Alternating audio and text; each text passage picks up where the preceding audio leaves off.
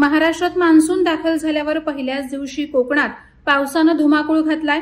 रत्नागिरी जिल्ह्यातील चिपळूण तालुक्यातील खडपोली येथे 4 इसम नदीपात्रामध्ये अडकल्याची धक्कादायक घटना घडली होती। त्यामुळे मोठी खळबळ उडाली। चिपळूण तालुक्यात रविवारी रात्री उशिरा ही घटना घडली। या सगळ्या घटनेची तातडीने दखल घेत चिपळूण तालुका प्रशासनाच्या नेतृत्वाखाली चिपळूण तालुका प्रशासन रेस्क्यू टीमने बचाव कार्य सुरू केलं। रात्री उशिरा 4 तासांच्या अथक प्रयत्नांनंतर अडकलेल्या 3 नागरिकांना बाहेर काढण्यात आलं।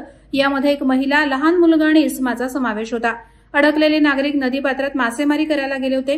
अचानक पाणी वाढल्याने ते अडकले, मात्र नदीपात्रात एक बेट असल्याने ते तिथे सुरक्षित उभे राहिले होते। अन्यथा मासेमारी करायला जाणं त्यांच्या जीवावर बेतलं असतं। दैव बलवत्तर म्हणून तिघही सुखरूप बचावलेत। चिपळूण रेस्क्यू टीम या चौघांसाठी देवदूत ठरली आहे। त्यामुळे मान्सूनच्या पहिल्याच दिवशी चिपळूण रेस्क्यू टीम ऍक्शन मोडवर आल्याचं दिसलं।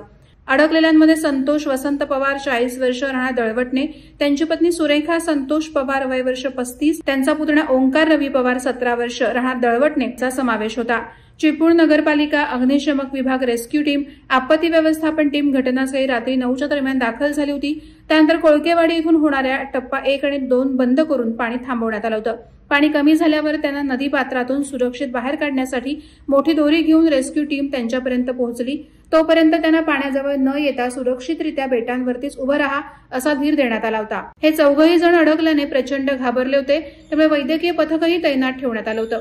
मान्सूनच्या पहिल्याच दिवशी रेस्क्यू टीमच्या कामाचा कस लागला होता, मात्र महसूल, पोलीस, नगरपालिका, वैद्यकीय विभाग, महानिर्मिती आणि आपदा मित्र यांचे एकत्रित टीम वर्क करून रेस्क्यू ऑपरेशन यशस्वी केल्याने चिपळूण तालुक्यातील नागरिकांकडून त्यांचं कौतुक होत आहे।